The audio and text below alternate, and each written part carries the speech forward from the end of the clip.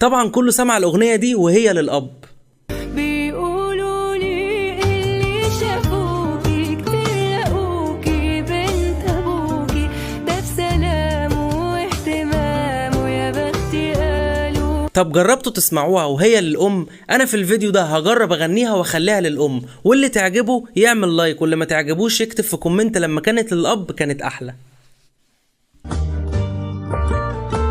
بيقولوا لي إني شبهك، إني زيك، حتة منك، روحي روحك، واخد قلبك في المشاعر والكلام.